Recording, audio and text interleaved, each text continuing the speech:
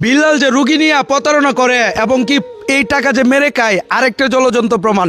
বিল্লালের পিছনে বিন্দুমাত্র লাগার আমার ইচ্ছা নাই। আজকে শেরপুর থেকে লোক আসছে যার কিনা টাকা উত্তোলন করে মানুষজনের কাছ থেকে টাকা নিয়ে টাকাগুলা এই মেয়েটারে দেয় নাই।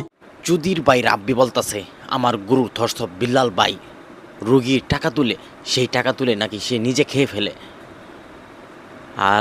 আরে হালাল ভাই, তুই যে রুগীর কথা বলতেছস সেই রুগীর জন্য আমার গুরু ধর্ষ বিল্লাল ভাই টাকাই তোলে নাই। আর তুই বলতেছস আমার গুরু বিল্লাল ভাই সেই রুগীর টাকা খায় ফেলাইছে, সেই রুগীর জন্য টাকা তুলে তার হাতে দেয় নাই। হালার ভাই, সেই রুগীর জন্য টাকাই তুলে নাই আমার গুরু ধর্ষ বিল্লাল ভাই। টাকা তোলার কথা ছিল কিন্তু টাকা তুলে নাই।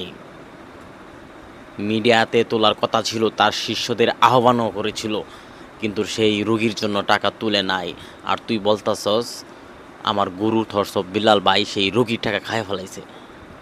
আরে হালার ভাই, যেটা সত্য সেটা তুলে ধর, যেটা সত্য কথা, যেটা সত্য নিউজ, সেই নিউজটা মিডিয়ার সামনে তুলে ধর। যদি ভাই আন্দাগুন্দা নিউজ তুলিস না।